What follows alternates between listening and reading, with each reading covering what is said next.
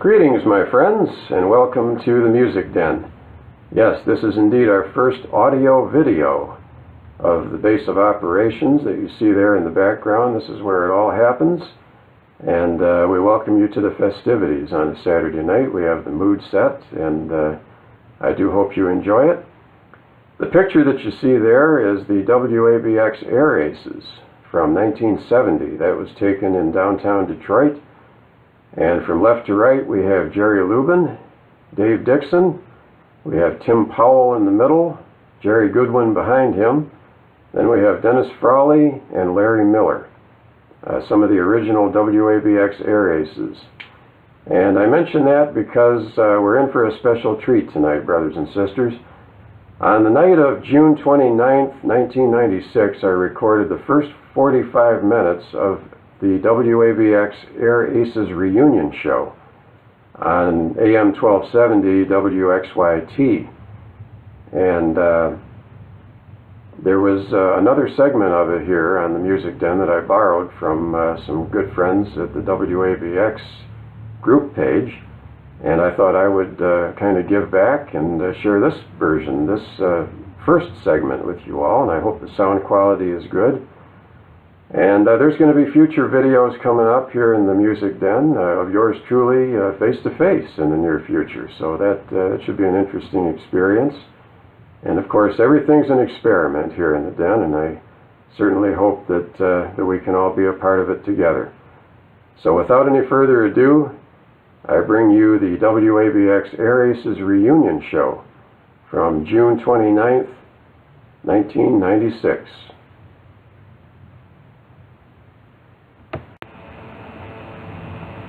Welcome to WABX reunion on WXYT, Detroit's talk radio station. I'm Dave Dixon, and here in the studio with me, live, as we say, Jerry Lubin. Yes, hi, David. Jerry.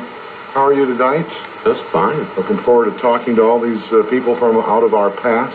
Should be a lot of fun, yes. We've got some interesting folks lined up for tonight's program. Former Air Aces and others. Now, how long has it been since we started the ABX thing? It was summer of '68, in my opinion. April or May, '68. Long time. So 28 years. A long time ago, as it turns out, but it seems like only yesterday.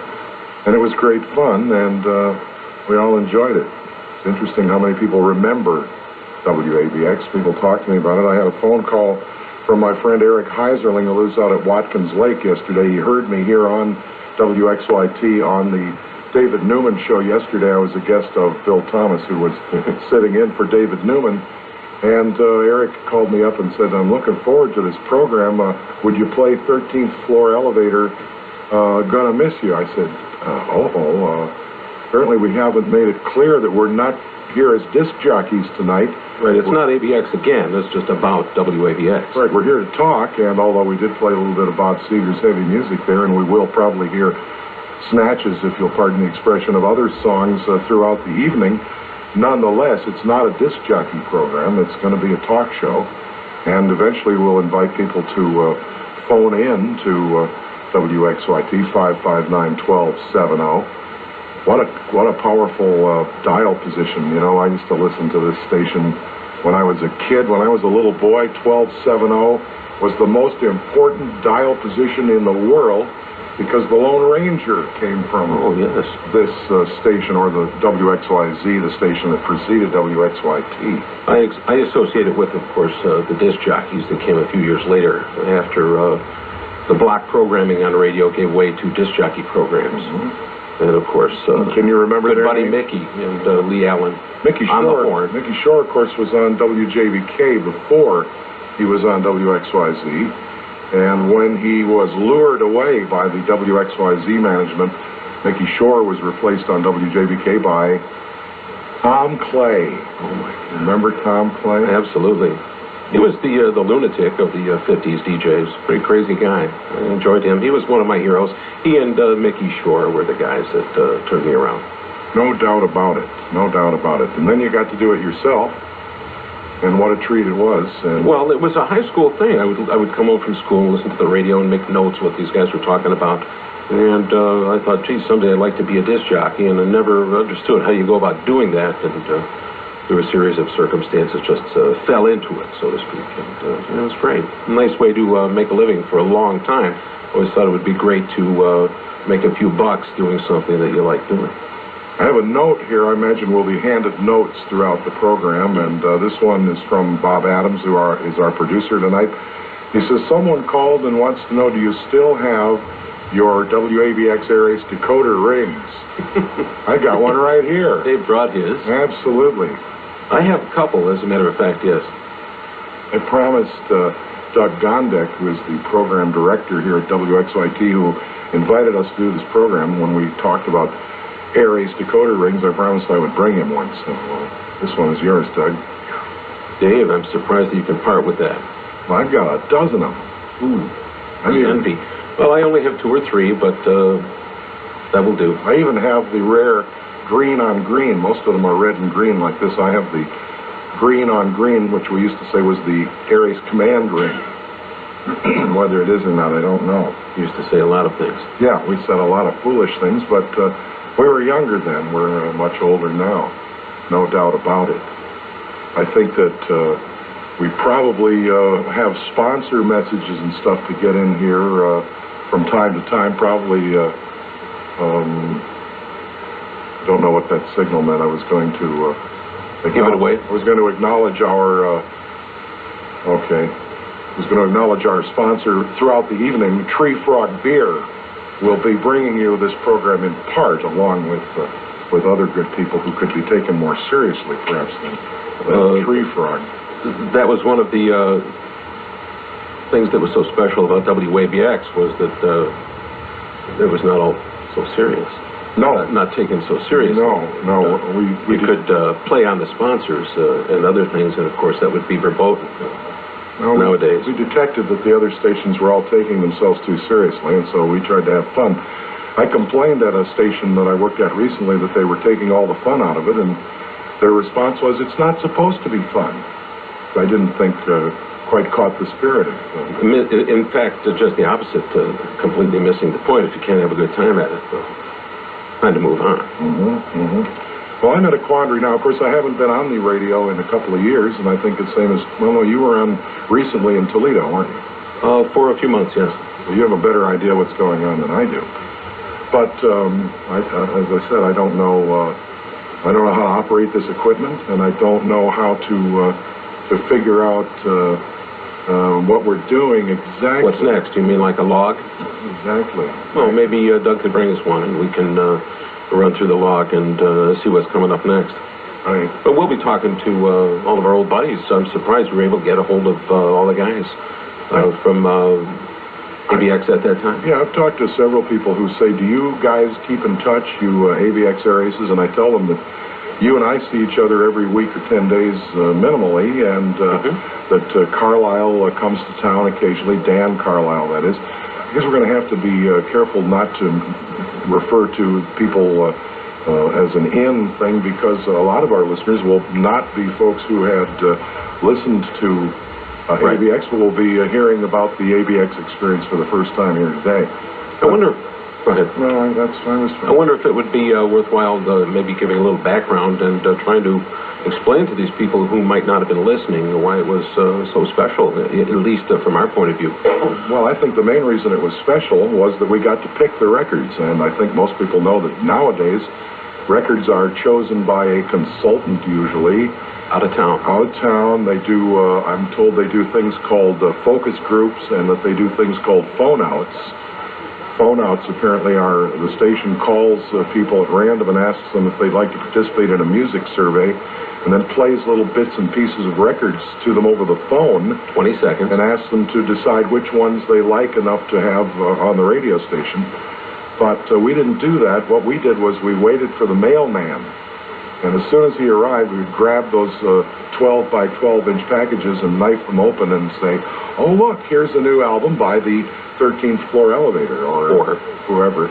Well, for me, of course, it was the record promoters as well as the mailman. And I thought we had them well trained, too. 12 copies of everything or don't come in the door. That's right. And the format of our station was you can play anything you can get your hands on. If it's in the control room, play it. Right. By virtue of being in the studio, it's playable. And I think it had a lot more spontaneity, and I think it had a lot more, we were able to expose a lot more material. More material, and not just in volume, but in breadth, too. I mean, from a multitude of sources.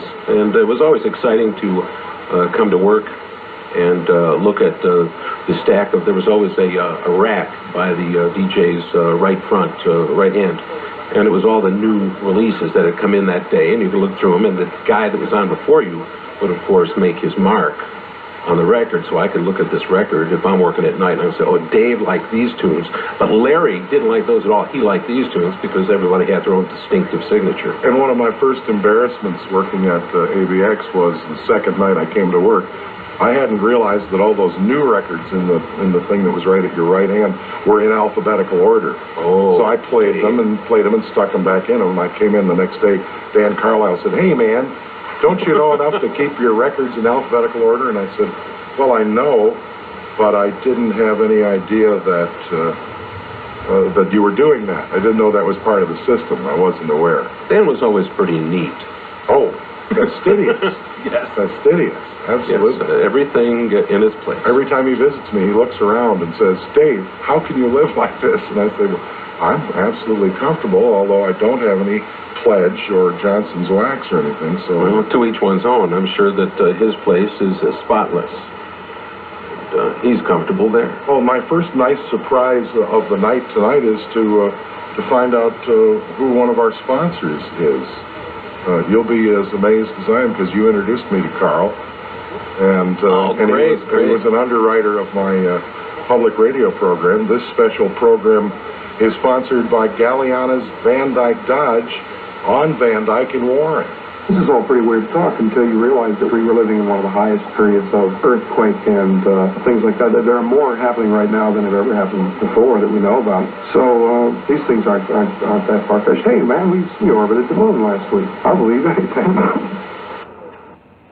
The voice of Larry Miller speaking on behalf of Tree Frog Beer. We'll be hearing Tree Frog ads throughout our program. One of our sponsors. Along with Galliana's Van Dyke Dodge. Amazing. And Larry Miller is on the phone from Boston, or actually from Cambridge, which is near Boston. Do I have to press a button or anything to get him on the air? Is it that? Hello, Larry. Hello, Dave. How are you today? I'm just fine. Why are we hearing feedback here, I wonder? You don't have your radio turned on, do you? No, I was just practicing the guitar, and there, I think that's better. Are you starting a band, or what's going on there, Larry? I'm putting one to the end.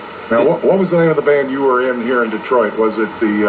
I spent 6 months as the second rhythm guitarist in a band called the Southbound Freeway, who had a minor hit after I left the group. That's it. So that was my legacy to the rock movement there.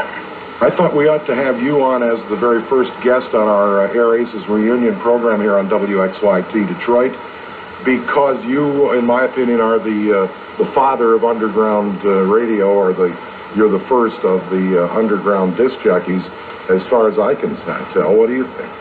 Well, it sounds like I'm a paternity suit of one sort or another, but I guess I'll take the blame. Although I think if you look in some of the books these days, they'll mention KMPX in San Francisco. I'd like to say to you and everybody in Detroit that I think what we did on ABX far surpassed those beginnings in San Francisco. I think we had one of the best radio stations in the whole country during that period of time. Larry, I seem to recall you were at WDTR. Is that right? DTM, I think. Or DTM? Yeah, in the early 60s, I was on a station called WDTM from 64 to 66. And it was an old-fashioned fine arts, classical, folk, jazz station. And I did some classical, and I also did a very progressive folk show. And in a lot of ways, that's where I got a chance to form some of the ideas that I got to work with later on. That station was bought and sold and became W4. I don't know if they're still around, but... They sure they are. They're country now. Everybody's country now. Well, almost. Just about. I also heard that in 1960, well, sometime then, you interviewed Bob Dylan, one of the first interviews with Bob on the radio. Well, as a matter of fact, while I was working at DTM, my partner in crime there, a guy named Alan Stone, actually did the Dylan interview. So it was one of those things. Dylan came to town with the band, and Stone did the interview. That got put on tape on the air. I never even got a chance to meet Bob. It's just one of those things that passed me by. So that wonderful rumor, in fact, is not entirely true. I was around. I got to see the concert, and it was a great, great night of music. But I know I didn't get a chance to actually meet Bob or talk to him. And I subsequently broke off my relationships with Alan Stone as a result of that. Uh-oh. So I was going to get my link from later. Another thing about ABX that made it so much fun is, in those days, anytime a famous rock band came through town, they always came to our radio station, and we all got to talk to some amazing people, and that was one of the things that made it so exciting for me. Yes, the people that we've met down through the years of doing this communications business is really amazing. It's really an honor to have, get to hang out with Frank Zappa and Dr. John. Like that, who unfortunately aren't around anymore, and I wish we'd taped more of the stuff that we did on the air with some of these folks. Well, I always tell people when they ask me if I have tapes of ABX, they were too cheap to give us any tape, that we didn't have any stock to record it on. So I'm delighted that there are so many recordings. We'll be playing little bits and pieces throughout tonight's broadcast, including your Tree Frog beer ads. I still get a kick out of those. Somebody actually made up a run of Tree Frog beer, and I actually have a can of Tree Frog sitting on a shelf somewhere. Oh, my goodness. You will send us that was a lot of fun. a tank or two. Yeah, we probably, the thing that made ABX really cook was the fun we had doing commercials, and some of the things like the Plum Pit and Carmen's Pizza. Jerry, I think you remember the Carmen's Pizza. Absolutely. One of my favorites was a spot we did for the Fire Mill Village on Northwestern, which is now in the vicinity of Applegate Square. You recall that at all? That seems to ring a bell, yeah. We'll hash that out later. But after you left WDTM, Larry, you did go to San Francisco and did manage to get yourself onto the station called KMPX, which, as I understand it, was then ethnic programs with a Korean hour and a German hour and a Spanish programming and Chinese language programming, and then with you at midnight playing this eccentric rock and roll eclectic format, right? That was pretty much it. It was strange because we'd be boogieing along, say somebody was doing an afternoon show, and they'd be playing the Grateful Dead, and then all of a sudden the Chinese program would come on. And a lot of our listeners thought that was, a pretty cool segue. They didn't realize that it was actually a Chinese program. But yeah, I got on the all-night show, and as I said, I took some of the ideas I'd been doing progressive folk rock programming on the classical station. The show got more and more electric to the point where something had to obviously evolve and change, and right time in the right place. And that was, as you will recall, ABX was also doing foreign, and we went through, repeated the whole process in Detroit as we slowly took over one time slot after another. Indeed we did. Was it Kurt? Do you remember Kurt that did the German hour in the mornings? I remember that there were some lawsuits against someone who was doing a program in Greek or whatever, and we had no idea there was all this slander taking place on the air, and somebody sued somebody, and that was that. I wanted to say that, you're probably going to ask me what I would attribute as a major factor in the success of WABX, and it wasn't just Dixon, Lubin, Carlisle, Goodwin, Powell, Chris, Frawley, and all the rest of the gang, but John Detz, as manager of the station, who guided us through all of these stormy seas by basically running all the management jobs himself, not giving us any of those jobs, which turned out to be a smart move. He also kept the owner out of town, which is one of the greatest things he ever did for us. I think it was through John's leadership that we had an opportunity to really do some creative radio, and after that, I want to get that set. All right. What's happening in Boston, Larry? In Boston, about the same thing that's happening everywhere. Daddy Wabx is buying up all the radio stations, and everybody's doing pretty much the same formats, and that's about it. I personally have become all the things that some of you are going to plot when you hear this. I've become a college professor. Great. I've taken to teaching people about radio and how to do it and so forth, and I'm working at Emerson College now here in Boston, and at another school in Northeast, College of Communication. Do you have a corduroy jacket with a leather patch on the elbow? Oh yeah, the whole thing. My beard has turned gray, and I'm LED, and I have horn rimmed glasses and the whole thing. I'm living in Cambridge. I'm living the old Cambridge cliche, and I love every minute of it. That's great. And I'm about to finish up my MED, which I think means Mr. Ed. It means I'll be able to courses. Either that or it's a Master of Education degree. So that's been a lot of evolution, a lot of change for me, and I'm really pleased to have, a chance to work as a teacher. I think we all wind up teaching one way or another, and that's the way I've done it. Where did you go undergrad? No, I cheated. I just went through this little fly-by-night college here.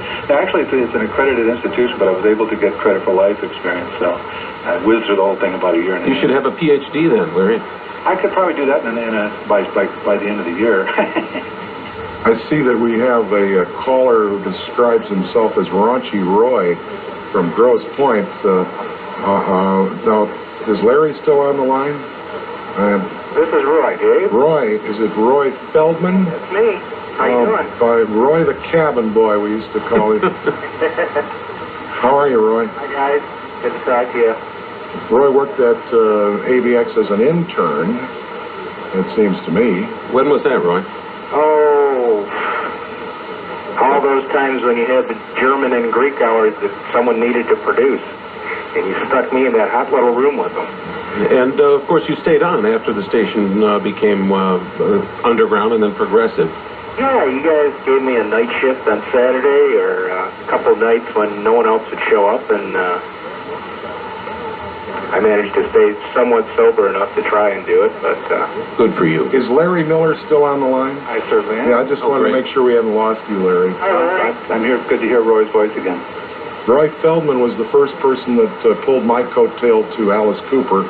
He came to me one day and said, Dave, I saw this band, and it's not just music. They have an arts quality. There's makeup, there's costume. You really ought to check out Alice Cooper. You were right, Roy. I still have a tape of an interview with them somewhere. Well, we should We're going to have. have to pool some of these tapes and share some of these resources. Send it in, I Roy. got all the commercials on tape. Let me ask you a question. Whatever happened to Dick Tyne? You guys hear anything about him?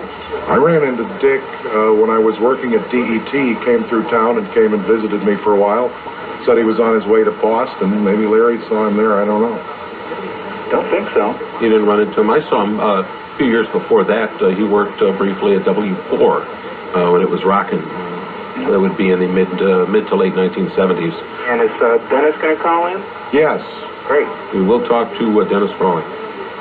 Well, you guys are real entertaining. I just wanted to call in and say hi. I'm thinking of you. I'm married. Been married 17 years. Got a daughter 12. Live in Grosse Pointe, and I'm a photographer now. How time flies. Indeed. Roy Feldman, Raunchy Roy, thanks for participating in our historic broadcast. Thanks, Roy. Good to talk to you guys. Good luck. Larry, Yes, sir. you said you taped all those commercials? Yeah, I have actually my own set of masters, and I've got almost all the commercials I ever did for ABX in the vault. Amazing. We're going to hear quite a few of them, or parts of them, here tonight, as we have made Tree Frog Beer unofficial sponsor of the show. And that's going to be a lot of fun. And we may have some that we don't know about, because we turned a whole bunch of tapes over to the WXYT management, and they have culled little elements, and we don't know exactly what all of them are going to be. Some of them are air checks that listeners sent in at one time or another, and just sat on a shelf somewhere for years and years, and Oh, wow. so somebody's gone through them and checked them out. I don't actually own any tapes of myself on the air on ABX, although I have heard that Alan Shaw, retired former vice president for ABC, has some tapes of people that... I think I can tell you a little bit about that, Larry.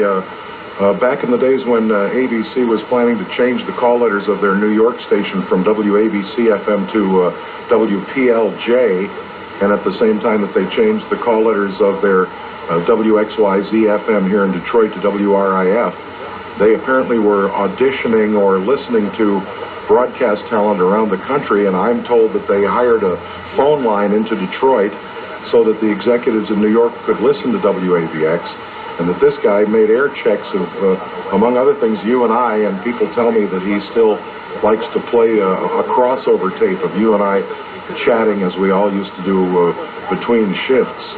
We used to, yes, the changeover raps were really fun. I think you and Carlisle probably set the record for the longest one, which went on for over half an hour before we stormed the studio and said, "Shut up!" Half an hour was modest. Modest? Oh, must have been longer than that then. But it was all meaningful. It was meaningful stuff. It changed Important. people's lives. Yes. Indeed, indeed. Is this what you're teaching people in Boston, Larry, about changeover raps and sincerity? I'm teaching them to infiltrate and subvert. And how well that, turns out, we'll just have to wait and see. Well, I thought we were pretty successful at it a while back, and we need to carry on this tradition. We can't see the future, and we can't know with radio as tight as it is now and as uncreative as it is now that there won't be a re-blossoming of freeform radio in the future, and that some of these people that we've infected with our attitudes may show up as the interesting disc jockeys of the future, maybe. Well, that's, we always try to plant those seeds and hope they grow up to keep on with that kind of tradition. Do it right, do the right stuff. All right, we have guests in the studio that would like to say hello to you, Larry. Scott Morgan is here. I don't know if his microphone is on, and if I have to turn it on, I don't. It says on. That's all I know. All right. Scott Morgan, how are you today? Good. How you doing? Very good. And Sue Whitehall, who has written for Cream Magazine and for the Detroit News, and is now writing for the Journal, the Strikers paper, because we've got a newspaper strike here in town, Larry. Uh-huh. How long has it been going on, Sue? Oh, it'll be July 13th, it'll be a year. Oh, my. Long time. Anyway, these guys are former, in the case of Sue Whitehall, I assume a former ABX listener. Yep. And Scott Morgan, of course, listened to see if we'd play his records. And we did, didn't we, Scott? Oh, yeah. Definitely. Rationals on there. People say Morgan's Pirates is the name of your new band, but I think that's wrong. What's the name? Scott's Pirates. Scott's Pirates. Yeah, like S-C-O-T-S, like Scottish. And we made the mistake of putting that tricky spelling in, and it's never been spelled, very seldom spelled correctly, so I don't know what I'm going to do next. You mean normally it's spelled as if your first name? Spell it as possessive. S-C-O-T-T apostrophe. Yes, like it's my pirates. And of course... As opposed to Scottish. As opposed to being plural, like two Scots, like Scots people. I get it. Two people from Scotland. I think Scots. I get it. Anyway, that's your band today. Yeah. Yeah, we got an album on School Kids Records. It's called Revolutionary Means. Just came out end of last year. Larry, are you going to be able to play that in Boston on the radio? Well, I probably would, except that I have now also evolved into what I was doing, I think, in the early 60s. I've gone back to doing classical music. It's about the only format left where I can really pick my own show anymore, and that makes it fun for me. And Mozart's good, and I'm having fun doing that. So, sorry to say, I probably would not be able to really help Scott out with his record a lot. I knew that. No, I haven't been dead long enough. All right, we're going to take a break here, and we'll continue talking about those wonderful underground radio days. The current temperature is 89 degrees on this fine summer night in Detroit.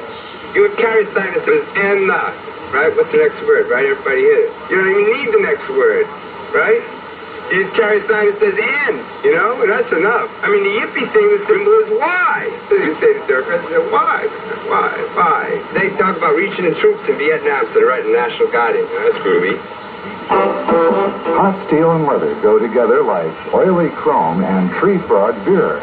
Next time you put it in the wind, be sure to take along several handy 9-packs of America's favorite tree frog beer.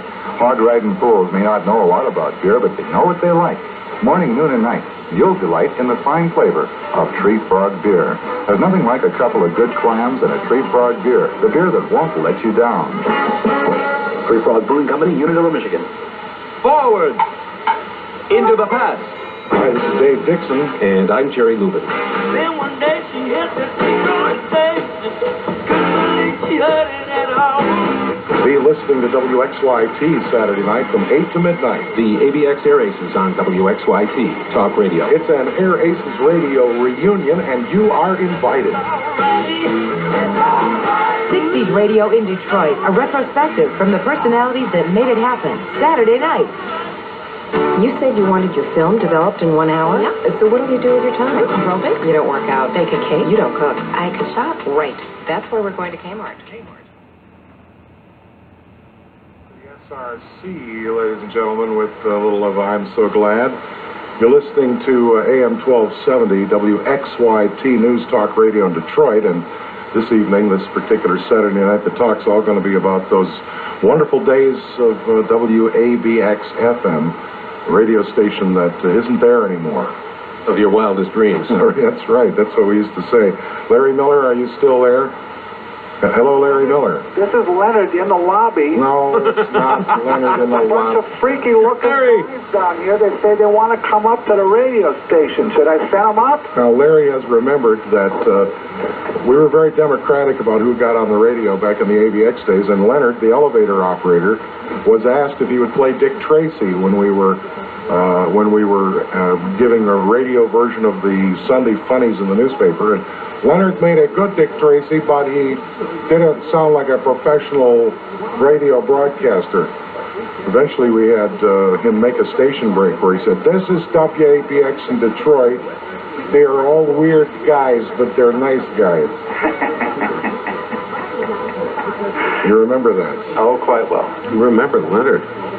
I'm told that we can talk to Russ Gibb in addition to Larry Miller if I press button number 7. Uncle Russ, are you there? I'm here. Are you there? I'm here with Jerry Lubin. Hi, Jerry. How you doing, Russ? I'm surviving.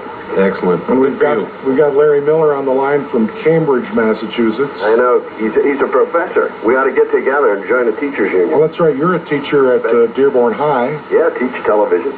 You've got a facility over there that's as good as some TV stations I've worked at. Yeah, I got lucky. Life has been good to me. I have no complaints. We wanted Russ. Sound great. It was just bringing back memories, you know. We wanted Russ Gibb to be on our program here. I was a big fan, even though I worked for another station. Oh, yes, but of course you also publicized the Grandy Ballroom. All of those shows Russ Gibb presents in Detroit, Quicksilver Messenger Service, and every other band that we could think of. How about the Rationals? Jefferson Airplane, Big Brother, you know, the whole thing. Scott, you must have played over there. You remember the first band we really played, the big one with the Fuzz? Oh, my goodness. I missed that. You were a chance taker, weren't you? Ed Sanders, Thule Kupferberg, and I'm forgetting the drummers there, Ken Weaver. I hadn't heard of them, but Ken Pine, too. Sinclair. John said, "You got to get this band," and I don't know where he found them. Were they out of New York? Yes, of course. When I lived in New York in '66 and '67, before coming back to Detroit to do ABX, the Fugs played every night at a little theater in the Village, and they were outrageous. Well, weren't they called the Mothers of Invention? No. Where did I get that from? It's called Alzheimer. Happens, you know. Yeah. Well, you young fellas, you know, you were all kids when you were doing that. I was an adult. Well, I was 29. I was 29 years old when I went on ABX, and this was in the era when they said never trust anybody over 30. And I thought it's just a matter of months here before I cross over into the untrustworthy column. I remember you used to sneak around and pretend that you were younger. I still do. Russ, so what happened that you brought us the Grandy? Well, the Grandy, you know, we had other clubs before that. In fact, that's Blackout McGinnis, the dog. He wants to be on the air, too. But we had a club called the Pink Pussycat Club, which was a teenage, you know, you have Coca-Cola with chocolate syrup in it, and we would charge 75 cents for it. Spritzer. Is Blackout bothering you? I can't get him to shut up. In that case, no, he's not bothering us. Okay. He's bothering me. Hang on, I'm going to another phone. Larry, keep talking about Boston. I'll get another phone. Well, you're talking about Boston. It's reminding me of the Grandies and some of the great rock and roll shows we saw there. I seem to recall having been there the night that the MC5 recorded their incredible album, which I just listened to. I borrowed a copy from Goodwin and listened to it recently, and it still stands up as great rock and roll. And I think I may have been there the actual night it was recorded. Yes, I was there that night, and I think I saw you. We were all there. We were all there. It was the event of the season, the Zenta New Year, as I recall. We were among the unindicted co-conspirators that night, I think. At least, yes. Did Russ say he was going to do something about that dog? All I hear is the dog now, no more Uncle Russ. Oh, well. Do you remember when Paul McCartney died? Well, I remember that very, very well because... Miraculous recovery, wasn't it? Yeah, the story was offered to me first before Russ went with it, and... well, us, because I also talked to the same people about that. The same guy called you. Yeah. And do you know who that guy was? Who was that guy? He has come forward now, and he claims that he is the guy that we know as Too Slim from the trio called the Riders in the Sky. Have you seen this? Oh, yeah, I've heard of that. Well, the bass player, Too Slim, claims that he was a student in Ypsilanti and called us, trying to get us to understand this Paul McCartney's Dead bit. And I passed on it, and then about 3 weeks later, I was on the air on a Sunday afternoon, and suddenly people are calling me saying, you ought to listen to WKNR. Russ Gibbs on there, and he says, Paul McCartney's dead. Yeah, by the way, Paul's PR guy told me last week they're reissuing 5 hours of a video of a program that they haven't played here in the States yet. And he was giving me the info on it. You're talking of BBC or what kind of a program? Evidently. He called from London. This guy's named Miller. And I made a deal with him. I said, I'll answer your questions for you on the air, provided you'll give me an autographed photograph of Paul saying, Russ, I'm alive and well. I'll be darned. I think we've got an air check of you on the Keener station, Russ. I don't know if this is Paul McCartney material or not, but listen to this. I had a call from a very nice chick who looked up the date for that GM stockholders meeting. That's May 22nd at Cobo. That's a Friday. So maybe we can all plan to try, and if we're around May, we haven't died of asphyxiation or gagging to death in the pollution, we could get down to the General Motors stockholder meeting. I've met Ralph Nader a couple times, so maybe if I could get his home number, give him a call, and we could let him know we're supporting. So if you know anybody that has a few shares of General Motors stock, and they're freaks particularly, let them, well, it doesn't matter. You can be greaseballs, frats, or anything if you're concerned about the direction of the corporation. I said that. As far as their social consciousness is concerned, you know, about air pollution and things like that, maybe we could get together and let them know that we dig capitalism, because obviously we're capitalists, because we have a few shares. But in the same token, we want enlightened capitalism, the idea where they have a responsibility to the environment, but mostly to people. You know, I was pretty philosophic for a young fella. Yes, deep, as we used to say, heavy. I wish I'd dumped my GM stock years ago. Oh, Russ, don't say that. You're going to be happy over there at the Rensen. They'll have a little office for you. It's going to be great. I worked at WT, what was that, the Tower? WTWR. Yeah, I worked in the Rensen. At the 25th hour. And I would bring in tap dancers, and I had Skid Mark. Remember Skid Mark and his band, his wife, Rocky Road? Yeah, Skid Marks. Skid Marks, yeah. Mm-hmm. And we used to have fun on that show. And one night the manager came in, and I think Carlisle was sitting up there drinking a bottle of Heineken's, and that did it. We were off the air. It happened in those days. Yes, I think we've got a piece of the Beatle outrage for you to listen to as well, Russ. Giving it to me, Just trying to humiliate you if we can. The Nazi Christian is a miraculous conception. And it's now showing at the Madison Downtown, Esquire, Fairlane, Jewel Mount Clemens, and Radio City Theaters. Remember that while we're doing the Beatle thing on Paul McCartney, a lot of people, some of the other radio stations in town and some of the underground papers were playing it up that we know what we were talking about. But I'm sure you've all read recently that the Beatles, are going their separate way. And one of my points was that they were dead symbolically. You'll recall, that's what I said on the air.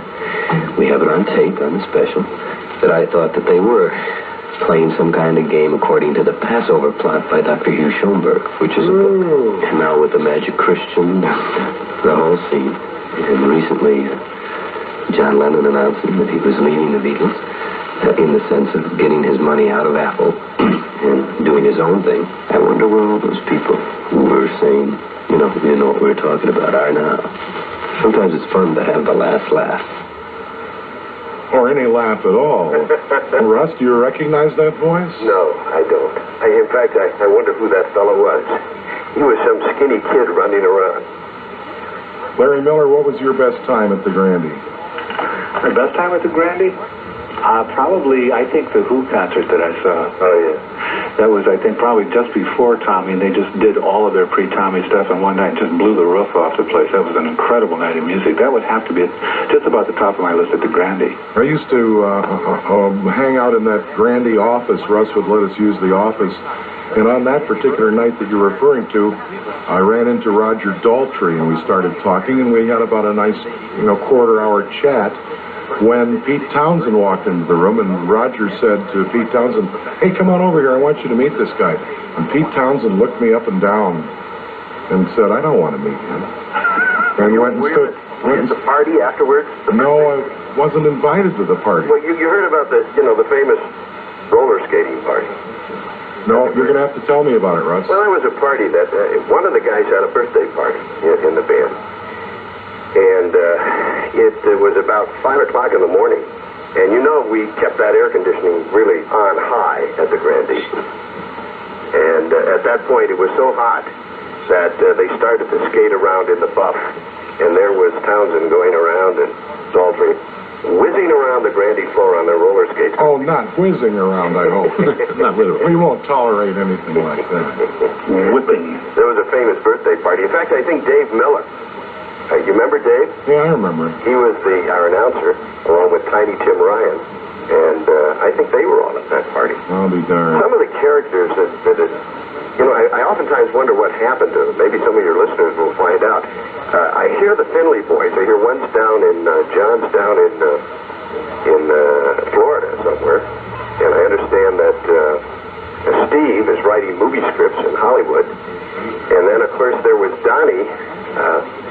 And, of course, Donnie Forsythe, who now is known as Max Elbow, the famous poster artist, along with Gary Grimshaw. Of course, Gary's out in San Francisco, I think. That's right. And, he is. There were some other people there that I'm trying to think of. Steve Kotz and Zen Lukasik. I've lost complete touch with Zen Lukasik. Steve's still around town. And these were guys that really helped put that place together. And, of course, the idea that you guys, the Aries, were plugging the shows didn't hurt it one bit whatsoever, our gate. Russ, I remember going to Olympia, obviously many years ago, and there was a show that was opened by Terry Reid, followed by B.B. King, and the closing act was the Rolling Stones.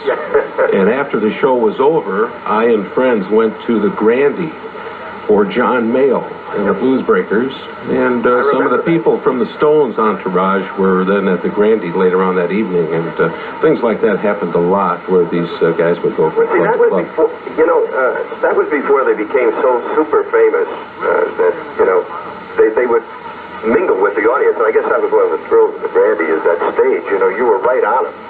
Mm-hmm. You could just reach up there and... what they call an intimate venue. Larry Miller, yes, sir. I'm going to let you go because I know you've got a broadcast in Boston tomorrow. We promised you that you would go on first and that we would let you go early. I want to see if you have any concluding comments here. I bet you don't, but... I probably don't at this point. No, I think this is a great thing you guys are doing, and to give us a chance to recall what good radio was really all about and maybe try to do something to do more good radio in the future. And I'm glad to be part of it, and I'm very honored that you guys got in touch with me like this. It's great fun. Wouldn't it be nice if we could all do something together futurely? Wouldn't it be nice if there was a radio station in Detroit that had some you-know-what that would allow real radio to go on again? Do you think the economic stakes are a little high for them to let these crazy people... I'll tell you, you know what I'd like to see? And there was a very brilliant radio man that I know, and he approached me not too long ago about the idea of having a satellite broadcasting, a station that goes out. And I've been talking to some people about the possibility of that, where you bring people like Dixon and the boys and Carlisle, and you let them get on the air and Goodwin and do their thing. And as you were talking about earlier, the new guys, they're little, they're little clones of airmen running around here. And we'll find them. Yeah, they're out there. And if they could get on the air and you could have a station where the jocks could play the music. I don't listen to radio in town anymore because it's so boring. Well, I'm sorry I got mad, but...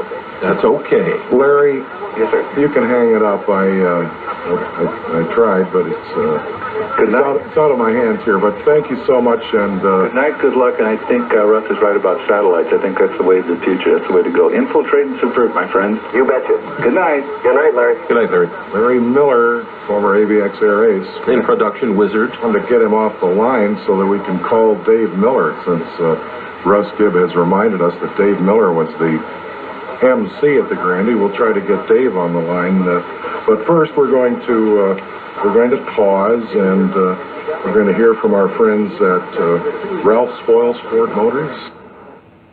For about a year and a half now, WABX has been doing its best to promote what is often called the local scene.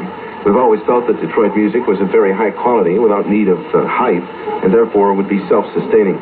Now it appears like some of the forces of the community are preparing to take advantage of what has turned out to be a natural high, namely Detroit rock music.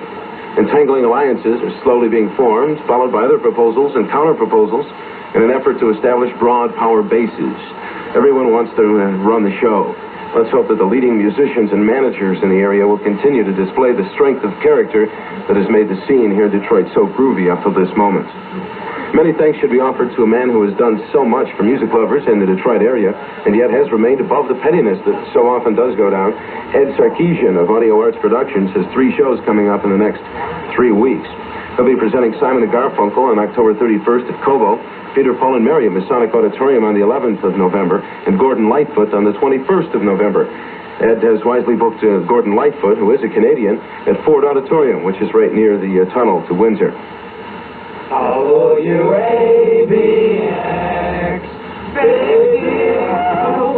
And now, Great Lakes Waterbed presents Great Moments in Water. It was a balmy October day back in 1923 when the late surfing champion George Ramascuni made his historic ride on the Big Surf at Tierra del Fuego. Thanks for listening, everyone. I hope you enjoyed it. Good night.